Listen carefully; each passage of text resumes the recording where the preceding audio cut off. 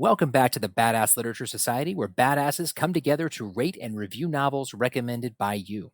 Hi, I'm Michael. This is Barbara. And I'm Lauren. This month we read Bury Our Bones in the Midnight Soil by V.E. Schwab. Victoria V.E. Schwab is the #1 New York Times bestselling author of more than 20 books, including the acclaimed Shades universe, the Villain series, the City of Ghosts series, Gallant, The Invisible Life of Addie LaRue, and The Fragile Threads of Power. When not haunting Paris streets or trudging up English hillsides, she can usually be found in Edinburgh, Scotland, tucked in the corner of a coffee shop, dreaming up monsters. Barbara, you want to tell us a little bit about the specifics on this book we're doing? Mm-hmm. So this was originally published on June 10th of 2025.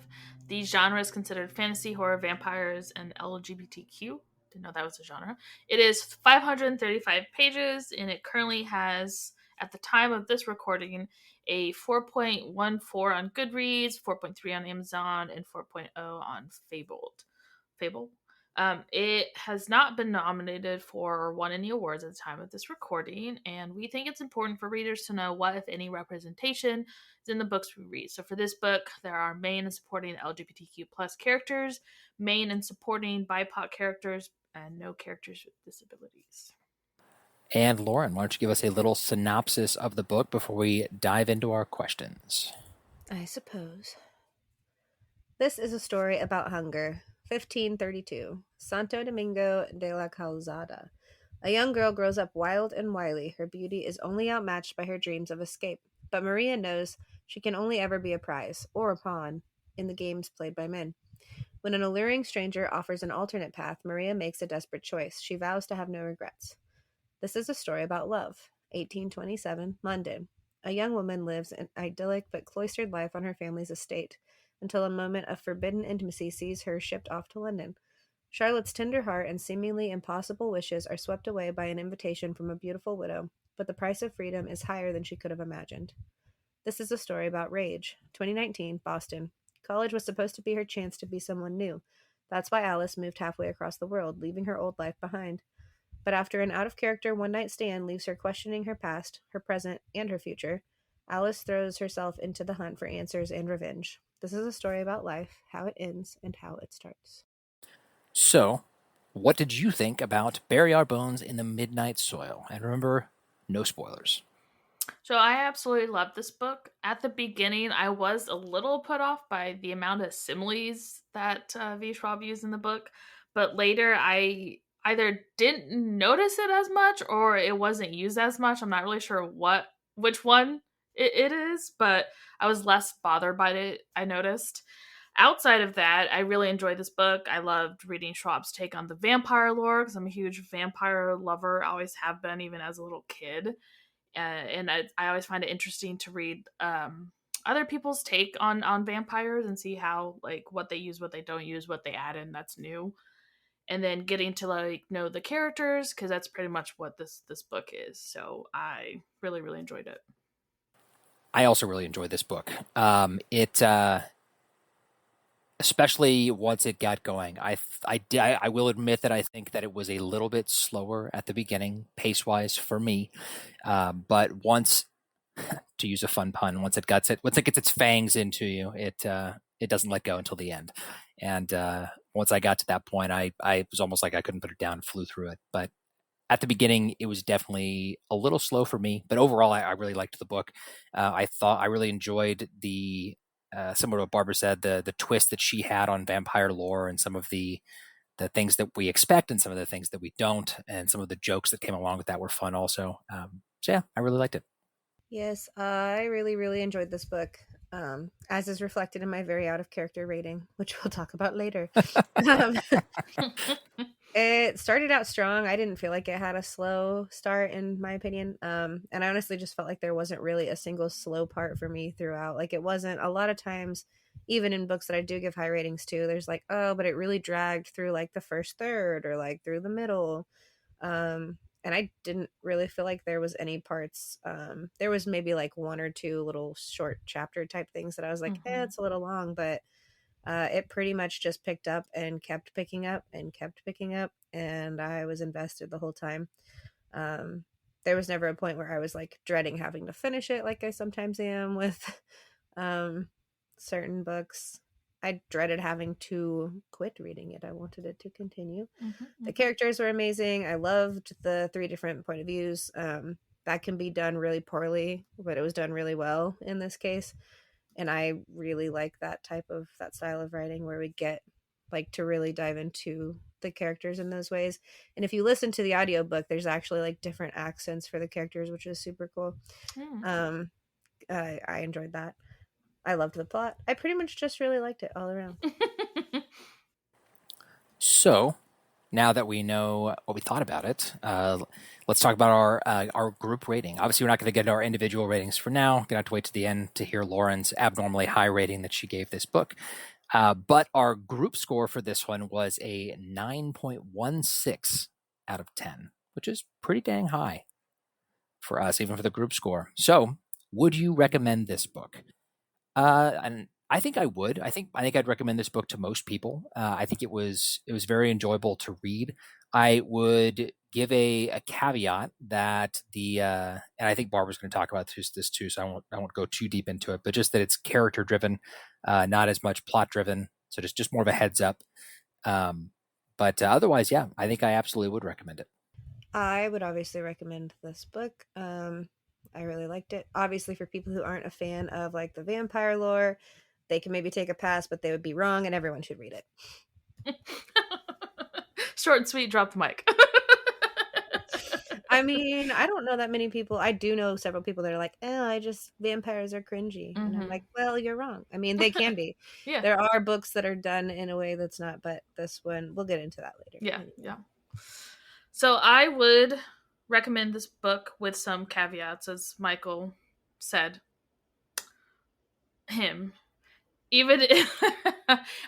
if you've read Schwab's other books before, you have to understand that all of her books are very different from one another, and you can't expect the same with this book.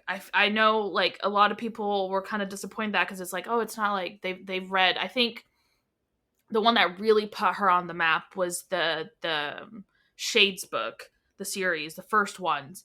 And then if you're looking for that, you're not going to get that in this book. Like it's a very different, very not even like theme, plot, characters, even the way she writes is very different from that one to this one. So that's what you're looking for, you're going to be really disappointed. I'd say this is more and even closer to like the Addie LaRue book where it also blew up. Because this is a character-driven book, just like how that one is. And honestly, I think that one had a bit more of a quote-unquote plot than this one did. So if you're one of those people that prefers plot-driven or even like the combination of the two plot with character stories, I don't think this is for you. If you don't, I feel like if you don't enjoy flowery type writing, I don't know if I'm describing that correctly, but I don't think you're going to like this either because of the way that she wrote this story. It's I don't know if flowery is the only way I know how to describe that type of writing. So if you don't like that either, you're not gonna like this book. But if you're okay with that or you're willing to take a chance on that kind of stuff, you like vampires, then I feel like you would really enjoy this book. I think it was done really well with those things in mind. And I think that's a good way to describe that, the flowery writing. For those of you leaving us at this point, don't forget to give us a rating if you like our show, and make sure you're following us on both Facebook and Instagram. Our handle in both places is @BadassLitPod. We would love to hear from you. If you've got a book you want us to read and review for our show, please let us know. Now, Lauren is going to give us a short preview of what we've got coming up on our next episode. Next month, we will be reading The Girl Who Fell Beneath the Sea by Axie O. Deadly storms have ravaged Mina's homeland for generations. Floods sweep away entire villages, while bloody wars are waged over the few remaining resources. Her people believe the sea god, once their protector, now curses them with death and despair. In an attempt to appease him, each year a beautiful maiden is thrown into the sea to serve as the sea god's bride, in the hopes that one day the true bride will be chosen and end the suffering. Many believe that Shim Cheong, the most beautiful girl in the village and the beloved of Mina's older brother Jun, may be the legendary true bride. But on the night Cheong is to be sacrificed, June follows Cheong out to sea, even knowing that to interfere is a death sentence. To save her brother, Mina throws herself into the water in Cheong's stead. Swept away to the spirit realm, a magical city of lesser gods and mythical beasts, Mina seeks out the sea god only to find him caught in an enchanted sleep. With the help of a mysterious young man named Shen, as well as a motley crew of demons, gods, and spirits, Mina set out to wake the sea god and bring an end to the killer storms once and for all. But she doesn't have much time. A human cannot live long in the land of the spirits, and there are those who would do anything to keep the sea god from waking. I'm so excited for this. Dun, dun, dun. Oh, there you go, you guys. I'm excited too. Dun. I mean, that's pretty good. Literally, that would ended with an ellipses. I feel like that dun dun dun was earned. Fair. I forget y'all do that. Remember, the second part of this episode is an in-depth look at the book Bury Our Bones in the Midnight Soil. So if you do want to read it, stop listening now and come back and listen to the second half when you are done. Nom Nom is fresh dog food made by real people who really care. They're purposeful and enthusiastic about giving your dog the best food for them and their health, so they can thrive and be their best. Nom Nom delivers fresh food made with whole ingredients backed by veterinary science. And science tells us that dog health starts in the bowl, so improving their diet is one of the best ways to help them live a long, happy life. All you have to do is order, pour, and serve. Barbara and I have 2 dogs, Luna, a husky, and Quinny, a Shih Tzu mix.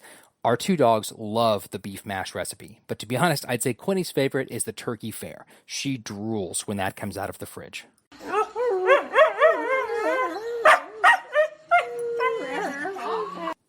Yes, I know, Luna. I'm going to tell them about that right now. Luna is an extremely picky eater and always has been. She usually takes forever to warm up to new food, but not with Nom Nom. She dove in immediately. Both dogs seemed to have more energy, and Luna's stools were no longer soft. Your dog's health starts in the gut. A better diet means softer coats, more energy, better breath, and smaller, more consistent stools. Your dog can't tell you if they're healthy, but you can tell when their health improves. It's the easiest way to take the guesswork out of feeding your dog the best. Nom Nom meals are pre-portioned for your dog's exact caloric needs. Board-certified vet nutritionists are kind of a big deal, and Nom Nom has 2 on staff that work extensively to ensure everything gets sent out is the very best for your dog's livelihood. So how does Nom Nom work? You tell them about your pup, age, breed, weight, allergies, and protein preferences. Then they tailor a specific amount of individually packaged Nom Nom meals and send them straight to you. Store the meals in the freezer or fridge until it's mealtime. They'll give you specific instructions on how to transition your dog from foods like kibble to always fresh Nom Nom for best results. Watch your dog clean their dishes, dance for dinner, and overall thrive. Ready to make the switch to fresh? Order Nom Nom today. Go to a link in the description of this episode and then use our referral code, BADASSLIT. That's BADASSLIT, and get 50% off your first order plus free shipping. Plus, Nom Nom comes with a money-back guarantee. If your dog's tail isn't wagging within 30 days, Nom Nom will refund your first order. No fillers, no nonsense, just Nom Nom. Now, for those of you sticking around for the spoilers, here we go. Like always, we're going to start off the second half by talking about who gets our nomination for the Badass Character Award. So, Barbara, who's your nominee? This may be controversial, and I understand, but I would like to preface this pick with the Badass Character Award does not go to the Best Character Award. It's just badass. And I believe that is Sabine. She's not a good person. I am not saying what she has done is good. She's not. She's a terrible human, but bitch was determined with a capital D. Like, nothing would keep her away from her goals in life goals. And, in this podcast, we support women's wrongs and rights here. So, I mean, she was determined. I'll give you that. But no, that is Sabine is not my nominee. I nominate Alice for the Badass Character Award because of all of the things that she goes through in the story. The fact that, I guess this is the spoiler part, so I can just say this. The fact that she outsmarts not 1 but 2 vampires that are much, much, much older than her, and kills them. So I think that gets her the Badass Awards, and she's a baby vampire killing ancient vampires. I also nominated Alice for similar reasons. I think it would, especially because she's such a baby vampire and she doesn't really like, she hasn't even had time to figure out like her strength and like how to do things and all the things. And then she's just a really resilient character in general. And yeah, she ends up like scheming slash kind of with Charlotte, but then she ends up turning it on both of them and just realizing that, Charlotte's not who we all thought she was. And yeah, I think that she's a badass for recognizing that, taking them down, because that's not easy, and they're much older and wiser in their vampire ways than she is, and ultimately just figuring out how to move on, or how to I'll talk about that part later because I do want more of Alice's future stories, but anyway. All right, well, then that means that Alice is the winner of the Badass Character Award. Honorable mention to Sabine, since Barbara did nominate her. I'm okay with her not winning. Sabine is a badass in her own right. Like, she's a baddie. Yeah, badass. she's a baddie badass. Yeah. She is, but and I probably would have picked Sabine, or it would have been a tie between Sabine and Charlotte up until the end, and then I had to choose Alice. Fair. So let's talk about the characters before we jump into our questions. And Barbara, since you nominated her, you can talk about the first character, Maria / Sabine. Yes, so she starts off as Maria and then decides she likes names and steals her maker's name. So just a little broad. Maria is the first point of view that we get, like really get, because we get Alice throughout the whole book, but like it shifts between Alice and Sabine and Alice and Charlotte later on. So she's the first one we kind of really get to know. And she is, like the book mentions, she is this, I don't even know, like power, like this force to be reckoned with as a human. And she knows what she wants, and she's not going to let time or men stop her from getting what she wants. And she meets the actual Sabine, who was a vampire. She gets turned into a vampire and pretty much kills her right off the bat, and doesn't learn anything about the rules of being a vampire, or like do's and don'ts and what you can and cannot do, and learns it kind of by herself, figuring out wrongly, mind you, wrongly, and kind of lives life like that. And we kind of just get to see her kind of grow into being a vampire throughout this whole story. And you learn that she's not what you would consider a traditionally good person. She's very, and I wouldn't even consider her as morally gray. Like, she's a bad person. She is a person. And she enjoys being a vampire. She's one of those people that got turned into a vampire and loves every aspect of it. And I think that is different for the other two girls, or the other two characters, the other two women. She very much enjoys being a vampire and the power that it gives her over everyone else. She's a very dominating person. She has a very dominating personality. She does not like being told what to do. And you can see that in all aspects of her life and everything that we're reading about with her. And if you were to say there is a villain in the story, you would say it's her. But I feel like that's a very, like, it's a nuanced thing to say there is a villain. Because in her story, she's not the villain. She is the hero, and that's for everyone. She's not your traditional, because this book isn't your traditional, like, there's a plot, there's a villain, there's heroes, we're trying to, like, defeat the villain, blah, blah, blah, blah. Like, this is a very character-driven plot, and she just is not, she doesn't go about life in the way that most people would, I feel like, going through life. Like, she has no problem killing people. She actually enjoys killing people, and as a vampire she can get away with that. And we learn, for one of the things, I'm not trying to talk about Sabine here, but like one of the vampire lores for V. Schwab, because I don't think we have a question about this, is like, what is the difference between her vampire lore versus like your traditional vampire lore? One of the things about her that she added that I really liked was the fact that regardless of what you do as a vampire, you lose your humanity over time, to the point where the longer you live, that thing that kept you grounded to humans essentially dies away, either fast or slowly. It still happens. And so you see that happening with Sabine, to the point where at the end of the novel, she's pretty much straight up gone, and she's just a monster doing what she enjoys, and what she enjoys is killing people. She sure does. She sure does enjoy killing people. Lauren, you want to talk about Alice? Alice is a college student who is essentially, I can't remember if it, I know it was like at a party, but was she drunk? Was she like, was that, there was like a whole situation? I feel like she wasn't super drunk. Because it was like considered like an uncharacteristic one night stand for her. Correct. Yeah, I think she had been drinking, but I don't think she wasn't drunk or anything. It was just like she's a quiet wallflower, and she's decided to be a go-getter, and the one time she does. Right. Yeah, right.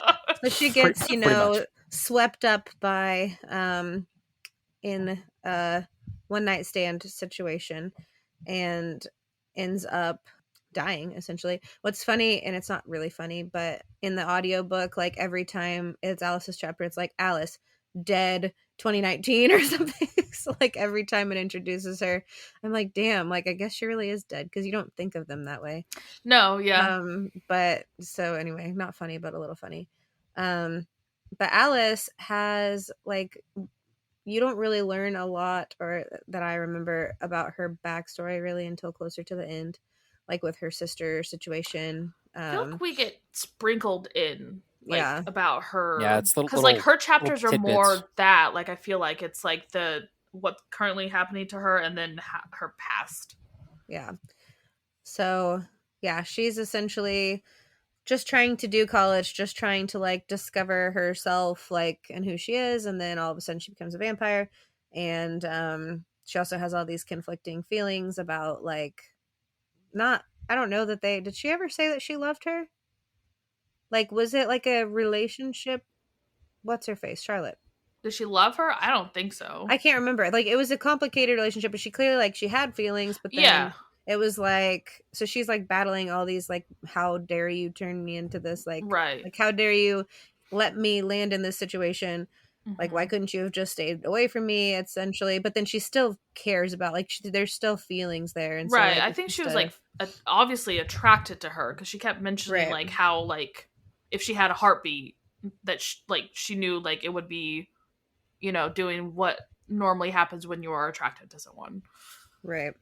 So yeah, I don't know what else to say about Alice, but she obviously ends up killing everyone in the end, which good on her.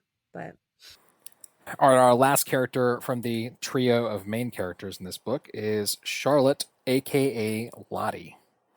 We first were introduced to Charlotte in the scene that Lauren was mentioning. She's the vampire that meets Alice, and they have a one-night stand. And we are led to believe for most of the book that Charlotte is the vampire that turned Alice. I guess this is the spoiler section, so we can, at the very end of the book, you find out that it was actually Sabine that did that, not Lottie, because Lottie, aka Charlotte, does not like vampires and has never turned a person into a vampire, because she hates who she is and hates self-loathing is a thing for her character. Very self-loathing. You could also say that she doesn't want the guilt of taking a life. Yeah, like, she sees it differently. Yeah, she does. 100%. She looks at it differently. Absolutely. We don't get a lot of Charlotte's story until I'd say like the final third of the book, and then it's like all of Charlotte's story almost all at once, with like little cuts away to the present day as she's effectively telling Alice her life story. And so we get a big chunk of it, and then it cuts back to Alice, like, talking about it, goes back to the life story. But like, that's how the book is with Sabine as well. Like, we get more Sabine with Alex. Alice is the only one who's sprinkled out throughout the whole thing. That's true. Yeah, Sabine is more like the beginning of the book. Lottie is more the end of the book, as far as like their backgrounds and life story. But yeah, Charlotte's a really interesting character. She's from it's the 1800s, right? 1823, something like that. And she meets Sabine, this wonderful in her eyes, wonderful woman who's living her dream. She's a woman who has freedom and can do whatever she wants and doesn't have to marry a man and be stuck in that life. And she can continue to do what she likes. And that's the initial draw and what eventually leads to She her falls becoming in a love with vampire. She her. falls in love with her. Like, She no, does. if like Sabine groomed Charlotte, if you ask me. She did. Absolutely. Like, 100%. that was 100% a very toxic relationship. Yes, it was. Beginning from in because Sabine knew exactly what she was doing and like, yeah, gaslit her ass into loving her. pretty much. She recognized exactly what she was like struggling with and gave her all the answers and all the things that she wanted to hear and sucked her into this life that she probably didn't really want. Well, we learned pretty quickly she didn't want, but she's a very interesting character. I really enjoyed her story. It was told all at once, which I guess on some level was helpful with like the comprehension of her story too. But I really liked Charlotte. So those are our three main characters. Let's jump into our discussion questions. Our first question is, what were your initial expectations going into the novel, and how did the book meet or defy them? Define gravity. No. I've learned to not have expectations going to books, as it does a disservice to that book. And I have either been really let down because everyone's like hyping this stuff up, or so I really try really hard not to do that. Like, yes, I was really excited for this because Schwab has become one of those authors that I feel like I have actually buy the book regardless. So there is that part of it, and I have a few authors where I'm like, really liked it, I'm gonna buy it. But I feel like, especially with her, you have to just keep an open mind in the aspect that like she writes very different books, like very, very different. Like, if you were to look at her body of work, they're all very different from one another, and I think that's cool. Some people don't like that. Some people want the same from their authors. I feel like I want something different. Like, I want to experience something different. Let's go on this ride. That doesn't necessarily mean I'm going to like all of their books, but like, I'm happy to support them and see, like, maybe this wasn't my cup of tea, but I'm still happy I read it, type thing, right? Yeah, and then you're right. They are all dramatically different. Not Very. just like a little different or like the same story with different themes, Right. like totally different books. Right. So with that in mind, there's that. Like, but this book definitely met and exceeded my expectations. I really enjoyed it. I liked the different characters. I really enjoyed all the characters, regardless if they were good or not characters. Like, yeah. So yes, I guess overall, long-winded way of saying, I guess it met and defied them. I don't think that was long-winded. I think that was a good explanation of your thoughts. What were my initial expectations? I think even though Barbara's saying that she tries not to go in with expectations, I think I also do that, but I know that I still have them. And I know when I read a book by V.E. Schwab, I have expectations. Like, for example, one of the things Barbara mentioned earlier was that, V.E. Schwab writes with very flowery language, and it can be, I guess, a less friendly way of wording that is it's very wordy. And in the same vein as like Stephen King, but different, because Stephen King is wordy but not flowery. Yeah, and flowery can still be wordy, but wordy is not necessarily always flowery. So I had that expectation going into it, which I think was helpful, because I knew that's what I was getting, and so there wasn't I wasn't disappointed by that because I really liked the way that she writes. Otherwise, I would say the book, it met my expectations and defied them, because it was what I expected to be in some ways, but she also twisted a lot of the vampire lore in new and interesting ways that I really enjoyed, and so it was interesting. I really like vampire stuff, and it's always fun to hear a different author's take. And so in that way, it did defy my expectations. I think on some level, I expected the vampire stuff to just be the traditional lore we have always gotten from a lot of classic literature, and it was different, which was cool. Yeah, I think I don't try to go into books without expectations. I either have really high expectations or really low expectations when I start a book, and it really just totally depends on both the title, how pretty the cover is, the back of the book, and then the recommendations and genre and things like that. So when I'm reading V.E. Schwab, like, I do have high expectations for it because I have enjoyed her other books. I haven't read a lot of them, but my expectations, I guess, for this were like idyllic. Like it needs to either be like as good as that or better.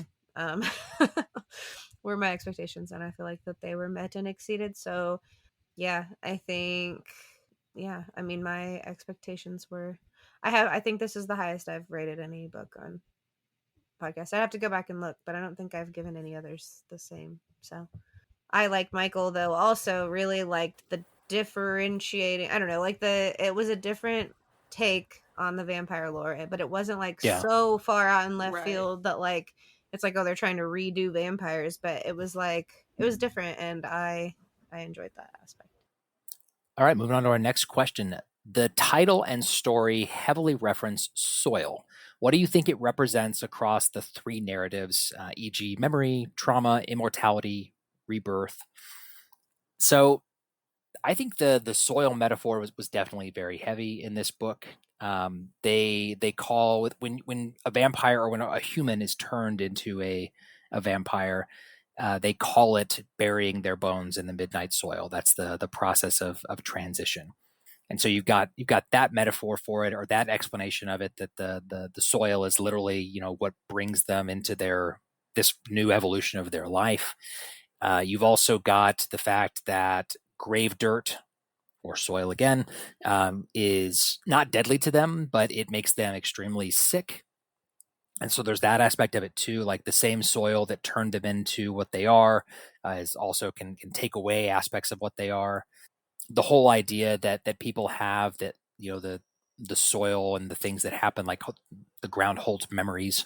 I think that's definitely a metaphor that V. Schwab leaned into it sometimes, some points in this book, that as the characters move around the world, and you know, there's aspects of that where like they can't stay in one place for too long because they look a little bit different, or sorry, because the people will start to recognize, hey, what's going on? Why are you not aging in the way the rest of us are? And so I do think that soil as a metaphor plays a big part in the story for sure. Yeah, I would agree. I don't know that there's a whole lot that I would add other than that. I did think that it was interesting that the whole like, oh, the same soil that kind of made them can also break them to an extent, that whole thing. And then yeah, I mean, for the sake of not being redundant, I don't think I have a lot to add. Michael, you did a good job, Michael. I'll give you a golf clap. Good job. Yeah, you did it. Yeah, same. The only thing I would like to add is I find it interesting that, quote unquote, they say like burying your bones in the midnight soil, but they don't actually bury them in soil, because in some vampire lore, to create vampires, depending on what kind of vampire you want to create, uh, you bury them. You bury the person in soil, True. and for like X amount of time, and then they pop up, and there we go, we're a vampire after like, it depends on the story you're reading, but some of them it's like, right, like you drink from the vampire's blood, and they drink yours, and then they bury you, and then you become a vampire flower and pop up. So I find that very interesting that this one, that's not how she took it, but she kind of took it like that, you know. So I found that a cool twist on the vampire lore. Outside of that, yeah, what Michael said, I don't have anything else to really add to it, except like the whole rebirth thing. I thought that was interesting as well, because it's like, you know, soil, like, I don't know, what is that thing, like, we're go back to like being what you are, is the soil, Like Like ashes one to with the ashes, dust to dust. oh yeah, yeah, there it is. that, Yeah, I the was like, dust well, dust that dust. Yeah, crap, yeah, not yeah. crap, I'm so sorry, that stuff. My apologies. All right, moving on to our next question then. Did you find one of the protagonists, either Maria, Charlotte, or Alice, more compelling or emotionally resonant? And if so, why? I felt like I resonated with Charlotte the most throughout most of the book, partially just because she actually felt remorse for what she was doing, whereas I felt like Sabine was just a savage. Like she did not, and I guess like Barbara or whoever said it earlier on, like looking at her, I guess, as she just really enjoyed her lifestyle, maybe is different, but I just felt like she didn't have any remorse. She very much just viewed it as like, well, the cow is like, do you have sympathy when you eat a hamburger, Right, kind of exactly. mindset. And It's like, it's do you like, cry for every ooh, hamburger you eat? It's like, ooh, yeah, different. a little bit different. But in her mind it wasn't. So I emotionally, I think, resonated the most with Charlotte for the majority of it, out of the three of them. I did also have empathy for Charlotte all the way up until the end, and then she ruined it by lying to Alice. It ended up being more similar to Sabine than I originally thought, but I do still feel bad for her. I think she she never chose that life, and she didn't and she did everything that she could to like minimize, I guess, her pain stamp, I guess, on people. Like, she still obviously did awful things, and she was still selfish in the fact that she didn't want to be lonely, and so she still continued to make these relationships knowing that Sabine was after her, and knowing that she had killed before and would probably kill again. And so really she was killing these girls, just not directly, I guess. But you don't really realize that until the end. But I think, yeah, of the three, I resonated with her the most. Mainly just because of her mindset towards the whole like killing aspect. Like, I think I would be more of that mindset if in a similar situation. I don't think I could ever be like Sabine, where it's just like, okay, screw it, like you're just like a hamburger. Like, I don't know. I think I would always struggle with that, and I would have to find ways to survive that didn't maybe like just murder innocent people. So That was an interesting comparison that Sabine made. Like, it's one of those things where it's like, as humans, we're like, gosh, that's dark, but logically, like, she's not wrong. Like, that's Yeah. I mean, some vegans or vegetarians would actually agree with yeah, her. yeah. Like, in the opposite sense, like right, that's why Right. they do why what they do. don't Yeah, eat animals, or because they use view like, products of they have, animals. Because yeah. yeah, exactly. So I actually, I don't know about like compelling or even like emotionally resonate. I liked all three of them for different aspects of their characters, and that's what I think if I were to like point out like why I really enjoy this book, I think it's because of that.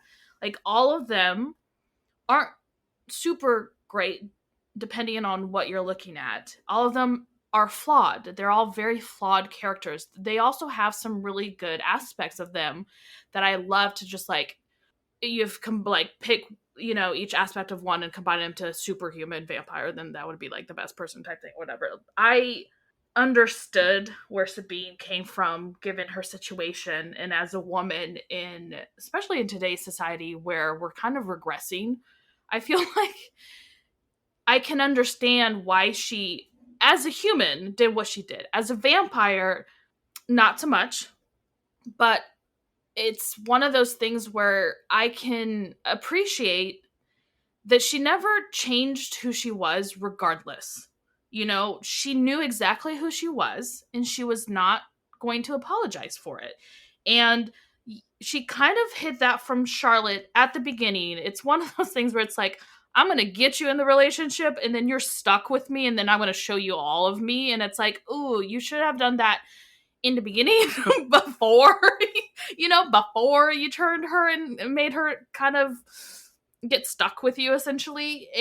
But like, she never hid that aspect of herself after the fact. And what she did, yes, like I said, maybe not have gone that way, but like, I can respect someone who knows exactly who they are, who knows exactly what they want, and isn't afraid to get it. Because honestly, sometimes you kind of need that to get what you want, like. And I feel like Charlotte is like the complete opposite. Like, she's a very, she mentions in her chapter, like, she wears her heart on her sleeves, and she's a very, like, she has so much love to give, and that is a detriment and also a saving grace for her both, because she didn't want to murder these people like when she was drinking from them, and she found later on when she left Sabine that she found like she didn't have to.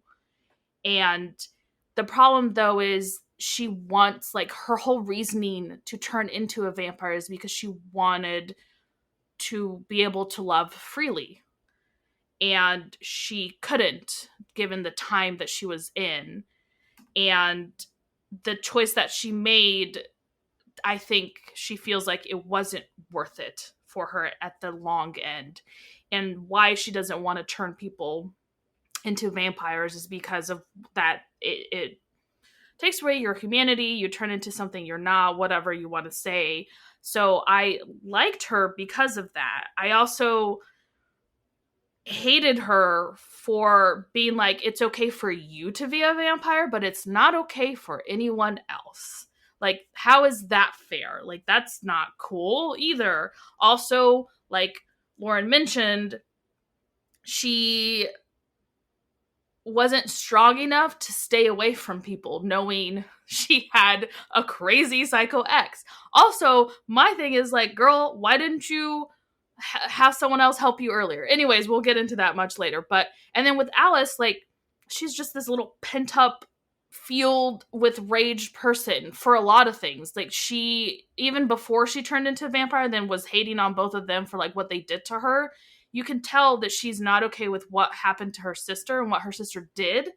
And she still felt conflicted because she loved her sister so much, but she also, you can tell, and she didn't say this outright, but you can tell, like, she also hated her sister for what she did. Both. You can love and hate, and it's just an interesting, like, Alice was like, she always was like, oh, I was meek. I wasn't anything like my sister. My sister was like this big personality and all of this stuff, and I wish I was like her. But it's like, surprisingly, Alice, you have all that in you. You just didn't know it that you did.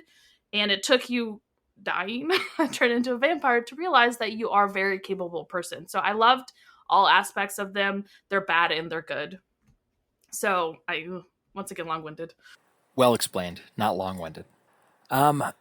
So for me, I don't know about emotionally resonant, but I told Barbara this the other day. So while I was reading the book, Barbara and I were having conversations about it while we'd walk our dog every evening.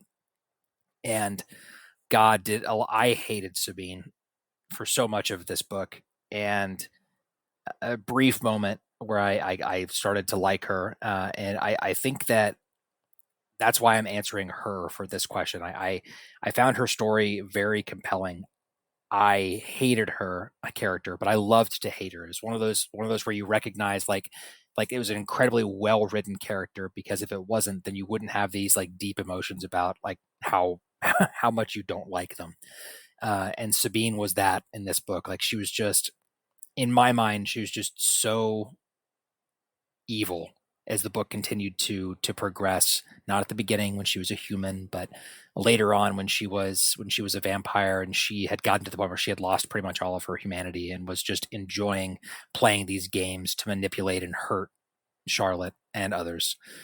So yeah, she was a very compelling character. I mean, all the characters were. All three of the main characters were. I think you all made good cases for your characters, and it's V. Schwab. All of her characters were fantastically fleshed out and emotionally resonant and compelling. So, moving on to our next question, Schwab uses hunger, literal, emotional, and spiritual, as a recurring motif. What forms of hunger stood out, and how did they shape each protagonist's arc? Ooh, good question. Ew. I feel like all of the forms of hunger stood out. Well, yeah, even the spiritual one. And if I had to like categorize each one, I feel like Sabine is the literal hunger. Like, she is the one out of all of them that I think struggled the most with the literal, you're constantly wanting to kill for the blood. Like, obviously Alice did, but like, she's a new vampire. I feel like she's not going to struggle as much with it, because like, even at one point, like, she had pulled away for someone, was like, I did it, and then obviously if you read the book, you know what happens. But like, so for Sabine, it's like that literal, and it's funny because it fits with their characters, because she always wanted more out of life. Like, she literally was like, I want more, I want more. And when she gets it, she's like, I deserve all these things now. And she's going to get it regardless of whether it is good or not, of how she's getting to the things that she wants. She's like, I deserve this. I'm going to take, I'm going to take, I'm going to take. And I do not care who I'm hurting in the process. I do not care what I'm doing. I deserve it. I'm going to take. So it's very, I just love that she did that. Emotional would be obviously Charlotte. Like, she is just wants love to be loved. She wants all that. And so like, she was never satisfied. She knew that what she was doing was hurting these women, and she could not stand being by her. She was like, after 10 years, I was doing so good. I did it for 10 years. I deserve to be loved. I deserve to love. I have so much love to give. I deserve this. And obviously, that was to her detriment at the end as well. And then for Alice, I think it's the spiritual one. Like, she is going through this journey of accepting what her sister did, accepting how she feels about it. And I would be very curious to see how she deals with that as a vampire, because I feel like turning into a vampire like just exacerbates those things that you are, like.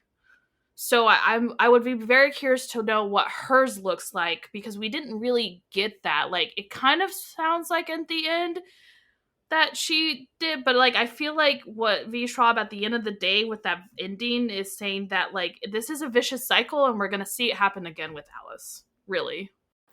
That was definitely the vibe that I got at the end too, is that when Alice, she kills Sabine because that's her mission, but then when she chooses to kill Charlotte and she doesn't necessarily need to, well, there's the implication that maybe Charlotte was there to kill her, but that's kind of left up to our interpretation as to whether that's true. But the implication, I agree with you, is definitely that another innocent girl is now going to go through this same cycle of violence and slow degradation into the monster that she was fighting against, which was Sabine at that point.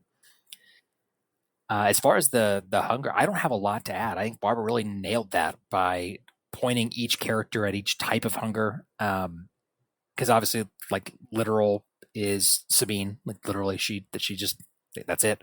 Emotional is Charlotte, and then spiritual is, I guess, more Alice. So I don't have a lot to add. Golf clap, as Lauren said. I was going to give a golf clap as well, because I think that Barbara pretty much summed it up. Yeah. I do think that, which I think this is maybe a question for later, so never mind, but I was just going to talk about Alice, but I don't really have a lot to add. Golf claps all around. Well, all right, we'll move to our next question then. So, how does Schwab explore women's suppressed power, desire, or anger across the centuries? Which character's experience hit hardest for you? So this question is labeled as I'm going first, and I'm going to cede that and let one of you go first, because I don't feel like the only man on this podcast should be the one that answers the question about women's suppressed power, desire, and anger first. I will give my thoughts, but I feel like you should start, and then we can either agree or correct you. Yeah. Oh, okay. Correct. I was going to say agree or build upon. Or dissent.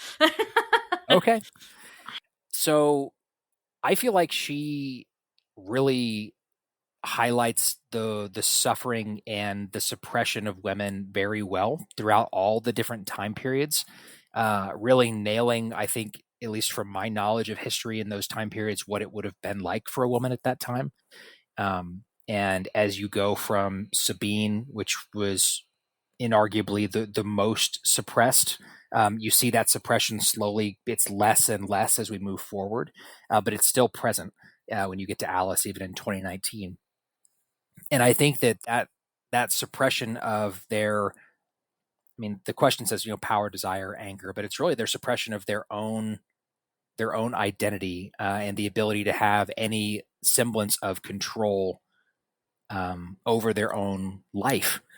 And when you take away someone's agency, it you can start to understand, and I think the V. Schwab did a really good job to demonstrating this, why Sabine wanted to leave her small town and get to a better life, but also why Sabine was seduced by the original Sabine, the widow, the first vampire, why she was seduced by her offer of freedom, and the ability to do anything that she wanted and not be stuck with a man and forced to do whatever they want. And then you flash forward to Charlotte, and it's this pretty much the same story. It's just Sabine has caught her a little bit before the original Sabine caught Maria. You've still got, a woman who has zero interest in, getting married and starting, a family and all of that stuff. And she's being forced to, because the society that she lives in says that's the next expectation for you. And it's the time period in England where they have all of the, the balls where they're showing off the young women and introducing them to other, powerful and respectable families that they can marry into. And Charlotte wants nothing to do with that. And so Sabine, much like what happened to her, introduces, says, hey, I can take you away from all this. I can give you freedom. You can be yourself. And the irony of that in the case of Charlotte is that she really goes from one form of suppression to another, because Sabine very much suppresses her and controls her. And it's probably not all that different to what it might have been had she not gone that path. So I think which experience hit hardest, probably Charlotte's, and it's because that you see her in her human life suppressed and control taken away, and then she thinks she's getting out of it, and then you see the same thing happen to her again. It's just by a woman this time instead of a man and the patriarchy. So I think Charlotte's hit the hardest for me. Michael, you did a great job. Yay. Oh, shucks. Thanks. I'm so proud of you. You were wrong, but you didn't. No, I'm just kidding. That's a joke. That's totally a joke. I would agree with a lot of what Michael said. I think it's ironic that, and I don't know if ironic is even the right term, that Sabine does become, or does grow to kind of encompass the things that she was running from initially, like the loss, like feeling powerless, or just being suppressed, like Michael said. And then she goes on to, I mean, they say victims of abuse then go on to become perpetrators of abuse. So it tracks psychologically. It's just doesn't make it any less shitty, though. And then Charlotte ends up doing the same, but in a much subtler fashion, I guess. And then Alice, like, it kind of ends with us wondering if that cycle is going to repeat, kind of like we talked about earlier, where now she's, I think, like, one of the last words or one of the last lines in the book is like that she's hungry, and so she's like it kind of leaves you to be like, all right, now was she going to go do exactly what she looked at them and was disgusted by, or was frustrated about, or those different things. But as far as women's suppressed power, desire, and anger across centuries, I think it's almost like women have just always been suppressed. It's almost like I think that Schwab did a really good job of illustrating that, and just the times change, but the themes don't, unfortunately. I don't know that I'd add a whole lot more. I think that as far as the characters whose experience hit hardest for me, it was either Charlotte or Alice. It would be probably a tie between those two. So I think, once again, Schwab did the whole archetype for each one. Like, Sabine was about power. She lived in a time where women were property, and she was one of those women that decided very early on that she did not want to be property, and that's what drew her to turn it into the vampire. Obviously, she didn't know that's what the OG Sabine was, but like that's what drew her to that. Like, hey, you can be free. Like, look at me. I don't have a husband. I have my own business. I can do whatever the heck I want, and there's no one telling me I can and cannot do something. So for Sabine, that was that. Like, she wanted that power, and she got it. And like you guys mentioned, she turned into the thing that she hated the most, because that's what she did with Charlotte. She manipulated her into staying with her and knew what was going to happen, and kept her locked up, essentially, and said, this is the only way how to do this. This is how you do this. You have to listen to me. I know what I'm doing. And removed her autonomy, essentially, and kind of turned like that she was that. So I found, once again, like, it's very interesting, because she picked each of these things and showed, like, this is how why, and this is how they took it too far. With Charlotte, it was the desire. She didn't want the power. That's not what attracted her to Sabine. It's the fact that Sabine dangled the fact that, hey, I can give you love. I can give you a love in a time where this was not acceptable to be someone, a woman who was attracted to another woman, or even like a broader sense, just being someone who was attracted to the same sex or something like that. And like in those times that was not okay. Like, you will have to marry a man, and you're gonna have to pop out some babies, and you're gonna have to do all this with someone that you don't want to, because of the time we're living in. So just come with me and you'll get that what you want. And she's like, oh, okay. And then turns out, hey, I didn't tell you all of it, and what you want isn't exactly what I'm going to give you. And then with Alice, it's the anger. Like the anger, like Alice isn't, like, she doesn't have to worry about as much. Still not quite there, but like she doesn't have to worry what Sabine and Charlotte went through as far as like the power and the desire.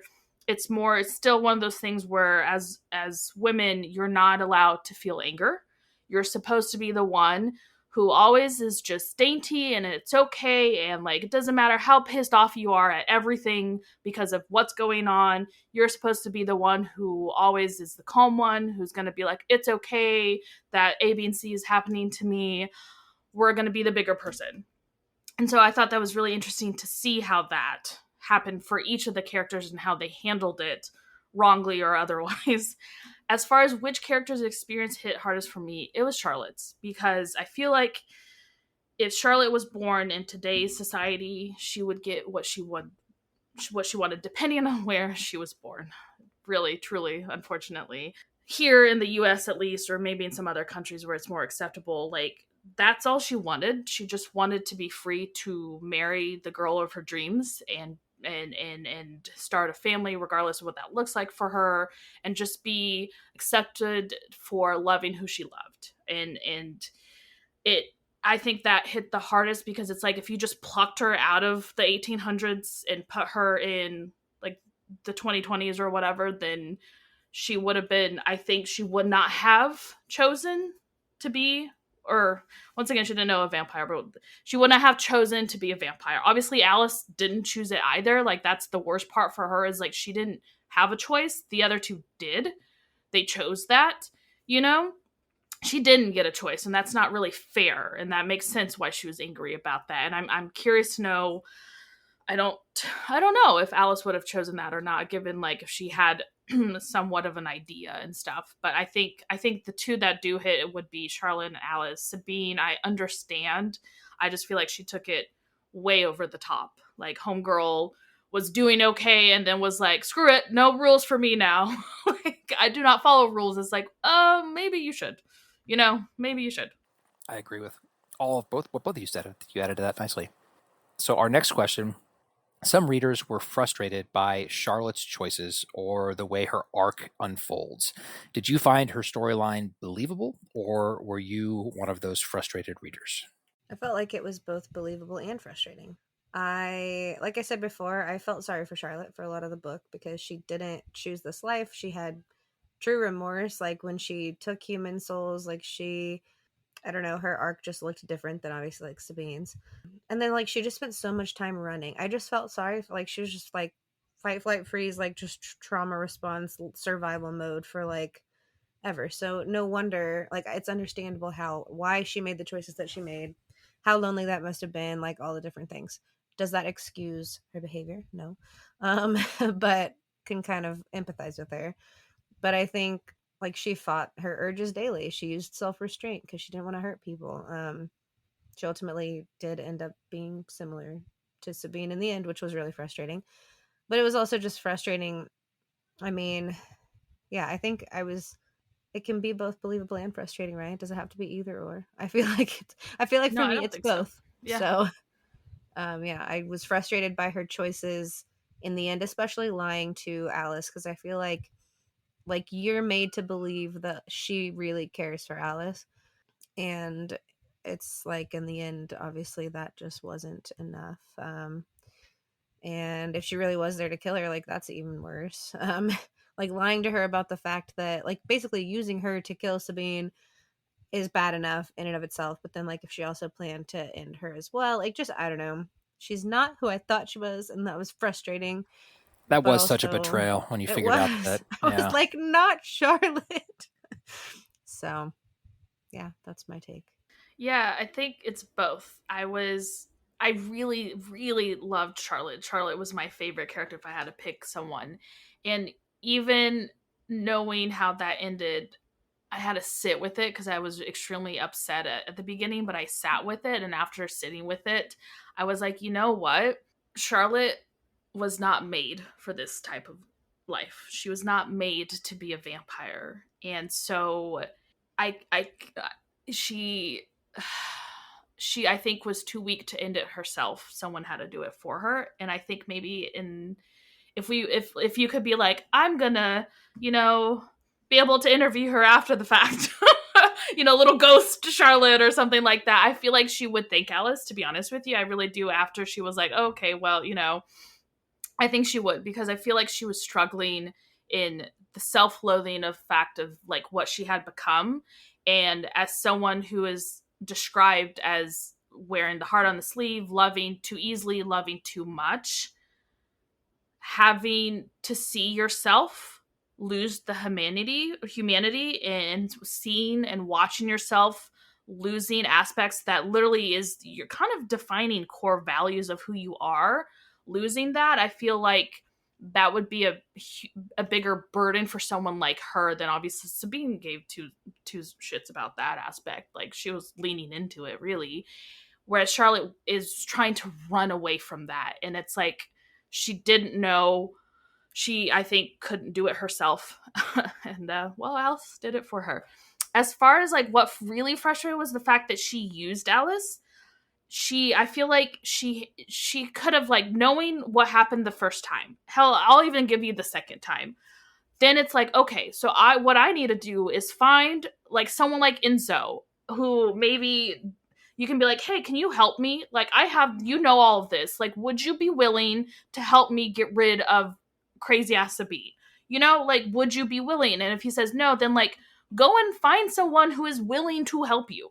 Like, let's start there. Hire Like, someone. I'm sure you could right, pay like someone. if really, like, if I was in this vampire society and I had some crazy person who lost all humanity was doing this, like, I maybe would actually step in, because I was like, she's going to ruin it for the rest of us. Like, she's going to out us, and it's going to be worse for us if she's just willy-nilly just murdering people here, especially in 2019, where it's a lot harder to hide the fact that you are killing people. Like, back then it was a lot easier. People died all the time, like, randomly would just drop dead. They didn't have any scientific way to prove how they got killed, so it's like, oh, they probably had, like, some disease. So it's like, Must have been dysentery. right. Exactly. So it's like, well, she could have. I feel like she did not try. And then when she saw an opportunity with Alice, and she manipulated Alice just like Sabine manipulated her. And that's what was frustrating to me. Like, a lot of her things, I was like, you could have gone about this much differently. And I feel like she kind of played the victim at the end. And I don't like that aspect, but I can see why she did. But like, that was what was frustrating to me, was like, we could have done this better. Like, you could have been honest with Alice from the get-go and said, like, this is all what happened to me. I want you to help me take out Sabine. You're not gonna be a human again. It's not gonna be what you want, but it is what it is. So here you go. And storyline believable, but yes, that literally fits in with her character. Is it frustrating? Yes. But Gosh, you guys really kind of you covered a lot of this. I agree that I found her storyline frustrating, but I didn't find it frustrating until we got to the end. Learning that she used Alice to kill Sabine because she saw herself in Alice and she knew that Sabine would too, and so she let her guard down around her, and the plan would go the way that it did. And then the strong implication that she then intended to kill Alice after she killed Sabine. And then on top of all of that, when Alice does poison her with the grave dirt and then does try to stab her, like the fact that she turns even more into like that monstrous side right there at the end. Gosh, I mean, her story was really good. Frustrating, I guess, is not. I was frustrated that Charlotte did all of those things, but it made for a really good story.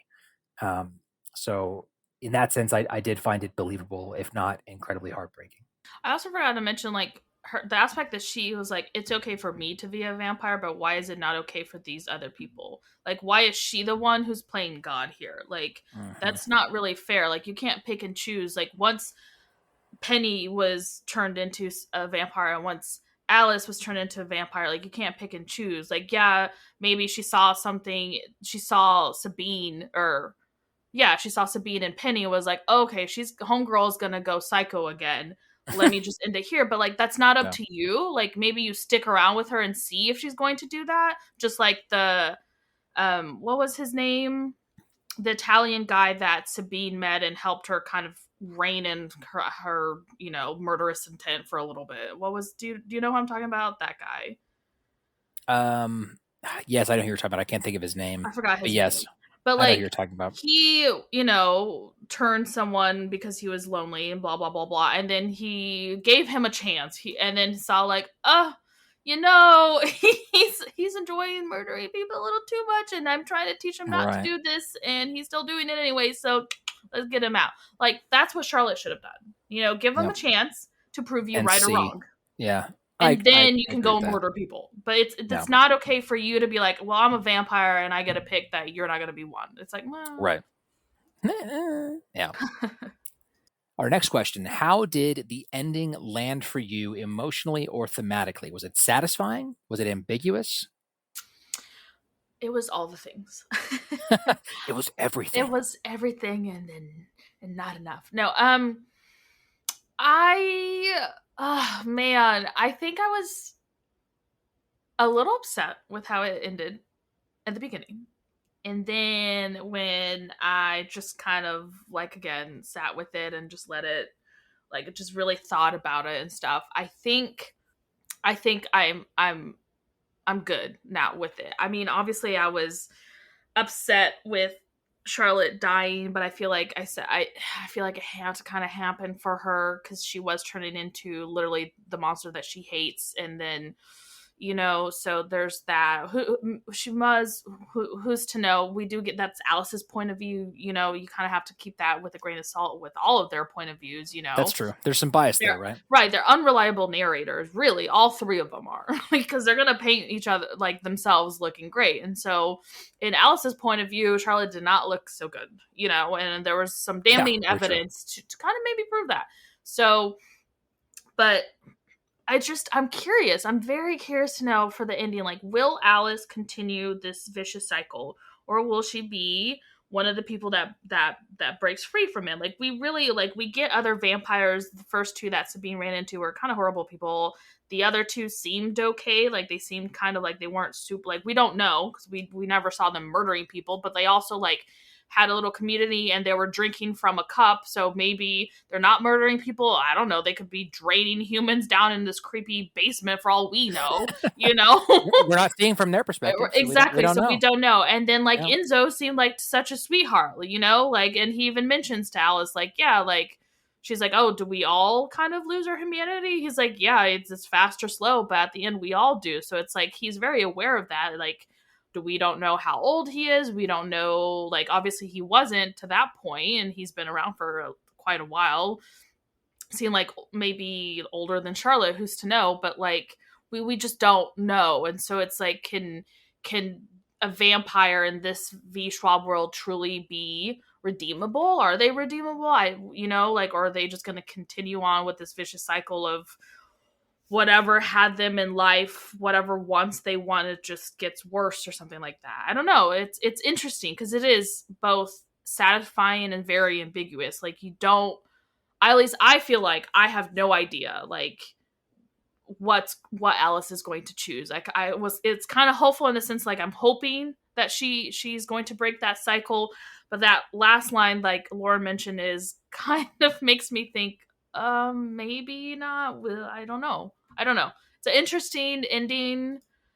I would love to pick V. Schwab's brain and see what she has to say about it. And if anyone has an interview where she talks about it, like, please send it to me, because I would love to know more. Like, I want to know specifically what her idea is, because obviously, like, as an author, once you write it, it's up to the reader's interpretation. Like, you might have an idea, but at the end of the day, like, it's up to us, as a reader, to do what we want with that, I guess. Maybe badly or not, who knows, but yes. Yeah, that would be interesting to hear her perspective on that. I definitely agree. I liked the ending a lot. I thought that it was very ambiguous intentionally, and I think that it's likely, at least from my interpretation of the ending, is that Alice in that ending became the thing that she was trying to fight against, and is likely just going to repeat the cycle of violence and control that has precipitated her. But if we ever get more, then maybe we'll find out otherwise. But I really enjoyed the ending. It was not what I was expecting. Barbara can attest to that, because I tried to predict the ending and pretty epically failed. But yeah, it was a very, very emotional ending. Hit really hard, but I really liked it. I liked how the book ended. I need to know your prediction. There were two predictions. I at the time believed that Charlotte was telling the truth, and that because in some vampire lore, if you kill a vampire's maker, then that kills all the vampires that they below them in, like, their family tree. And so what I thought might happen is that she would kill Sabine and also kill Charlotte and all the other vampires that Sabine had created throughout the years. And maybe in this lore, I thought maybe the twist was that since Alice was young enough, she would get turned back into human, or she would die. So that was one of my predictions. And then the other one was that she would attempt to kill Sabine, but fail, and Sabine would kill her and then kill Charlotte. And then Sabine would have been the one walking off into the dark street at the end, continuing the violence in the same way that Alice is now. Those are my two predictions. About Sabine too. I was like, if she fails, then Sabine's gonna take care of everyone and seize the day. I liked the ending. I think it had just enough closure, but also, like, I want to know more about what Alice does next. I think it was satisfying in the sense that I think that ending Sabine was satisfying to me. I know Barbara likes Sabine, and I do, but like, her homegirl deserved to die. Like, she we did. needed she out of everyone, she deserved her death the most, and she should have 100%. I'm not upset that her ass died. She needed to go. Yeah. So I felt like that was satisfying, just in the sense that she just caused so much, like, damage throughout the whole novel, and just like the ripple effects of her damage, like, caused more trauma, and it was so, like, seeing that was satisfying. Charlotte dying, I had more mixed feelings about, just because I did have such empathy for her, and she was, like, probably my favorite character up until the end. And so that was, I had not expected. I did not expect that Alice would kill Charlotte. But ultimately, I think, like, I don't remember if it was Michael or Barbara, whoever said it earlier, I think that Charlotte, if she could speak on it, like, from the grave, would probably have been appreciative, because she did so, like, despise what she had to do to survive. And I don't know what afterlife looks like for vampires, so maybe it's worse, I don't know. But I think she probably would have not, I mean, she probably would have looked at it and been like, yeah, that tracks. Like, I probably did need to, like, I don't know. So I felt like the ending was good. I felt like there was just enough closure, but also there was enough ambiguity about kind of Alice's storyline to. Is she writing another one? Is there going to be a sequel? For this, last I heard, this is a standalone. So I figured. Yeah. Mm-hmm. Every time I want a sequel, there's not one, and every time, like, I don't care about the book, Right, there's like 12. I mean, who's to know? I think she's one of those people who's like, if there's a story there, she'll do it. But as far as I'm aware, this is supposed to be a standalone, and that's okay. It. So Fair enough. That was it for that question. Yeah, I was going to move on to the next one. If you had to choose one timeline to expand into its own full novel or series, which would it be? This is tough. I think that, maybe to get more answers at the end as to what Alice does next. That would be interesting. But at the same time, I like the ambiguity that came with her, like with us just having our own interpretation as to what happens when she walks off into the dark. I would, though. I think it would be interesting to read more of Sabine's backstory. I think that would be my pick for this. I think getting a novel that covered, because we got the broad strokes of her story, but not all of it. There's obviously a lot there that was not in the book. And I'm curious if, as part of the writing process, if V. Schwab pinned all that out or not. And if she did, it would be cool to get a story that kind of filled in more of Sabine's life through the years, even including like more of Sabine and Charlotte's life together through the years too. That's probably what I'd pick here. I, as alluded to earlier several times, would pick Alice. I just feel like I need to know if she's gonna like be like a Dexter or a Sabine. like like are we gonna, and Dexter was I mean, for those of you familiar with that whole series, like he was not a good person either necessarily, but he used his psychopathic tendencies to murder only murderers I and mean, only that's kind of bad what people. Charlotte tried to do She towards the tried, end. yeah. She's like, I'm just trying to She kill tried. bad people when she was with Yeah. Sabine, and then she learned, hey, like you don't have to kill people at all. Yes. She tried. I wonder if Alice will either go that direction where it's like, okay, if I have to kill, I'm gonna do it in a way that it's for people who deserve it, or not at all, like Charlotte did, just figure that out. Or is she going to repeat the patterns of abuse and turn into more of a Sabine like character? I just feel like I need to know. So if I were gonna choose a timeline to expand, I think it could be interesting, like Michael said, to get more on Sabine's backstory. But I feel like I already know how Sabine ends, so I want to know how Alice ends or doesn't end, I guess. Yeah, if I had to pick between the main three characters, I would say Alice, just because we don't know. Like her story is just beginning. We know Sabine and Charlotte's how it ends, and so I feel like it would be a little hard. Like if I had to pick one of those two, it would be Charlotte, because I would be very curious to know just her thought process, like the flight or flight type esque 10 years and another 10 years or something that she was doing, where she just was running away from Sabine and constantly checking her shoulder, like over her shoulders and that kind of stuff, and seeing like, did she ever even like meet other vampires, or is it just Enzo that she met? Like I would be interested in that aspect. But I feel like for Sabine and Charlotte, we kind of already got somewhat beginning, middle, end for them. Whereas Alice, we just got the beginning. So I would be curious to see where her middle, if there's an end, would be for her. But I do like that it kind of leaves it up into interpretation to see, like, we decide what happens with her. As far as if we're not picking those three, I think out of the other characters we have met, I think Enzo would be the one that I would be really curious to know and see, because I'm curious to know like how old he is. And Interesting. I didn't think about that. Yeah. mhm, like, is he kind of, was he like a Sabine-esque and then learned not to be? Was he a Charlotte? Maybe he was like the a combination of both of them. Like I found his character to be very interesting, and I would like to know more about him to see like where, when we meet him, how he got there, and see if he kind of had maybe a deal with someone else, kind of like the other two people that we met. Is like the person who created one of them was like, hey, if you ever, when, it's not even if, when you see me turning and losing my humanity, like I need you to kill me, because I'm not going to tell you, because why would, like, at that point you want to live. And so it's like, I would love to know if that's something he has set up, or if he, like, I'm more curious about him. Yeah, that's a good one. That's very interesting. I hadn't thought about that. All right. Final question. Who would you want to see this adapted? Sorry, let me reword this because I realized I just poorly wrote the question. Would you want to see this adapted into a film or miniseries? And if so, who would you cast in the three main roles?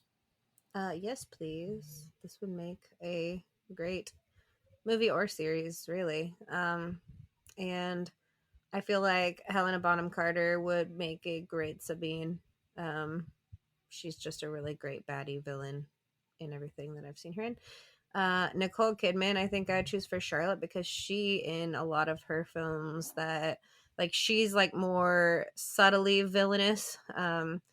Like she is more charismatic, and like you don't realize the dark side to her until much like later into those films, and she does a really good job of like playing this, I don't know, I just feel like she would make a good Charlotte. She's good at acting like a really good person, but then you find out that she's really not, and everybody's like, oh my gosh, not her. By the end. So that was what I picked for that. And then I picked Jennifer Lawrence for Alice because I feel like, I don't know, that's just what I pictured. So yes.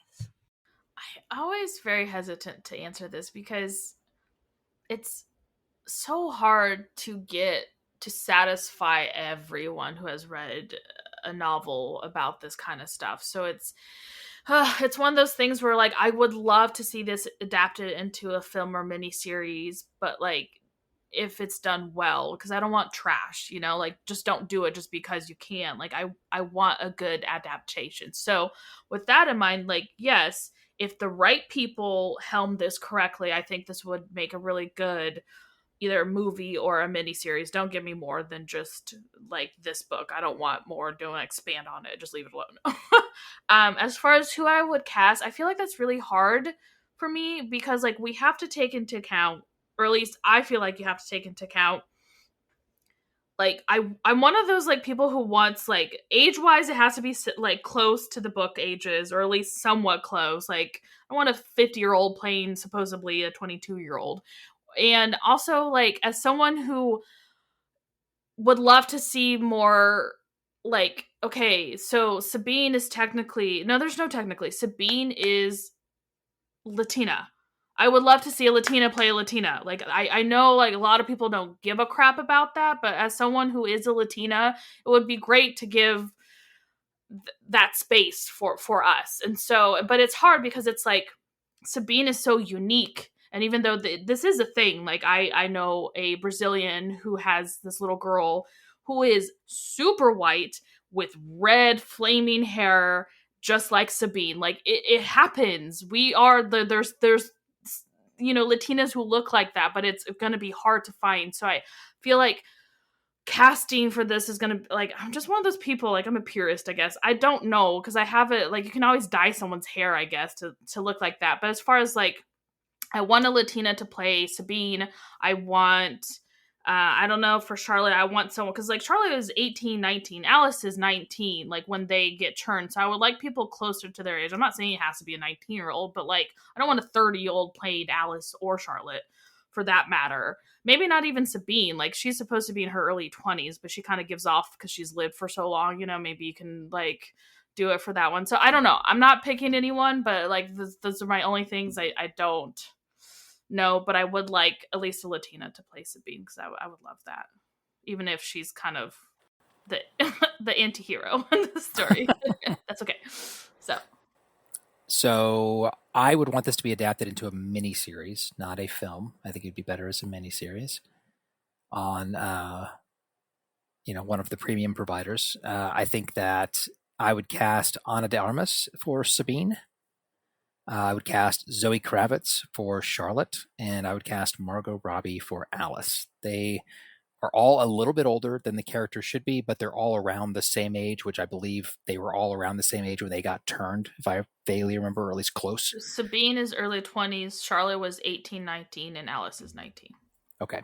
And these women are all in their early to mid 30s. So, but that's who I would pick. I think that I chose Ana de Armas for the same reason that Barbara just mentioned, that she wanted Sabine was Latina, and I think that Ana de Armas would play that role well. I think she could do both like the seductive side of getting people involved, but also like the monster side. And I think the other two would be great as well. So that'd be if I was in charge of casting, that's who I would pick. But that is the end of this episode. We have reached the end of another one. So let's talk about our individual scores for Bury Our Bones in the Midnight Soil. Barbara, what was yours? 9.5. I really enjoyed it. There's a little I can say that it was a little angry about, or like was like, man, like, I've already mentioned that. So yeah, fair. I'd give it an 8.5. I also really enjoyed it. It was a really good book, and that is where I landed. Lauren? I gave it 9.5, and that might be the highest score I've given a book. I think that actually It is is. the highest I score. I think Yeah. I've done 9s before. I think maybe. 9 is the most you've done previously. Yeah. So it exceeded my. We'll have to top look at our score. score sheet and see. It is. Yeah. 9 was the highest Is it? you've ever You just given. confirmed? Yep. So yeah, this is the highest rated book Yep. that Lauren has ever read, guys, for the podcast. Well, for the podcast. For the podcast. Yes, 9 was the highest that she's given thus What far. did I give a 9? I can't even remember. A few of them lately, which is funny. Like earlier, no. That's because y'all gave me so much crap for being so critical. You softened your grading. Yes, she did soften because before it was like 8.8, 8.75. She did not want to commit to that 9, you guys. And then she finally started with Day of Fallen Night was her first 9. And then after that, it was a while. And then it was Legends and Lattes and then Service Model. So you only have 3 9s. Service Model too. Yeah. 3 9s. Man, this is up there. This is the top. Yeah. This is the one to beat. So that leaves our group score for this one as a 9.16. And yes, I recognize that I'm the reason that the decimal point is all wonky. Gosh, that's all your fault. As always, make sure you're following Badass Literature for free in your favorite podcast app. Give us a rating and leave us a review if they allow you to. Super helpful for us, helps the show get noticed, and also gives us invaluable feedback. Also, don't forget to follow us on social media. Our handle on both Instagram, Facebook, and now Goodreads is @BadassLitPod. Barbara, bring us home. Have feedback. I don't know why I always find that so funny. Have feedback about today's episode. Well, you can contact us by writing to badassliteraturesociety@gmail.com. You can also send us a DM or leave a comment on any of our social media handles that Michael just rattled off earlier. And with that, thank you so much for listening. We will see you next time. I'm Michael. This is Barbara. Lauren. Bye. Bye. Don't let Sabine give you a kiss of death. Or do, I guess, if you're into that.